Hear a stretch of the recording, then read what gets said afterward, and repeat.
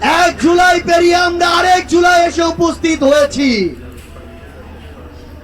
কিন্তু বাংলাদেশ থেকে মুজিববাদীদের ষড়যন্ত্র এখনো শেষ হয়নি। গোপালগঞ্জে এখনো মুজিববাদীদের আস্তানা ঘেরে রয়েছে।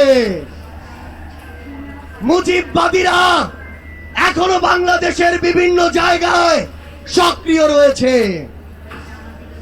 এই মুজিববাদ একটি আদর্শ, শুধু আইনি ভাবে এই মুজিববাদের মোকাবেলা করা যাবে না। আমাদেরকে অর্থনৈতিক ভাবে, রাজনৈতিক ভাবে, সাংস্কৃতিক ভাবে এই মুজিববাদের কোমর ভেঙে দিতে হবে। আমাদের মধ্যে রাজনৈতিক মতপার্থক্য থাকতে পারে, কিন্তু এই মুজিববাদের প্রশ্নে, এই স্বৈরাচারের প্রশ্নে অভ্যুত্থানের সকল শক্তিকে ঐক্যবদ্ধ থাকতে হবে। সংগ্রামী সহযোদ্ধারা, এই বাংলাদেশে আবারও নতুন করে মুজিববাদী ভারতপন্থী শক্তিগুলো এখন সক্রিয় হচ্ছে। আমাদের মধ্যে মতপার্থক্য থাকতে পারে, কিন্তু এই বাংলাদেশে বাংলাদেশপন্থী ব্যতীত কোন দেশপন্থী, কোন বাদপন্থী, কোন শক্তির আর জায়গা হবে না। অভ্যুত্থান পরবর্তী বাংলাদেশে আমাদের বিচার লাগবে। এই বাংলাদেশে খুনি হাসিনার বিচার হতেই হবে। খুনি হাসিনার বিচারের রায়ের কার্যকর আমরা দেখতে চাই।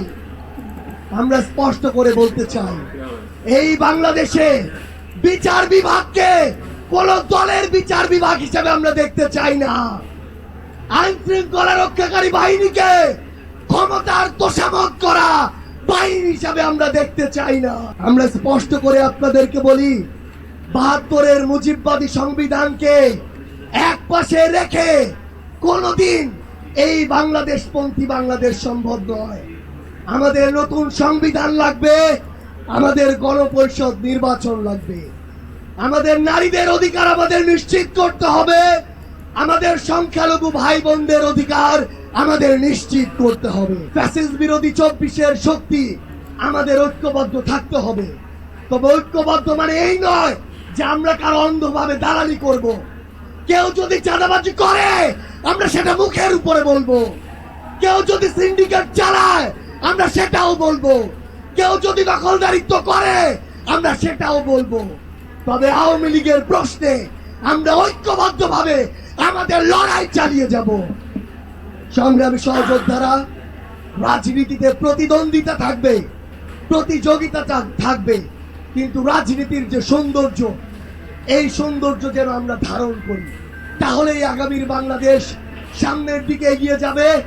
রাজনৈতিক প্রতিদ্বন্দ্বিতা যেন ব্যক্তি আক্রমণে কোনোদিন রূপ না নেয়।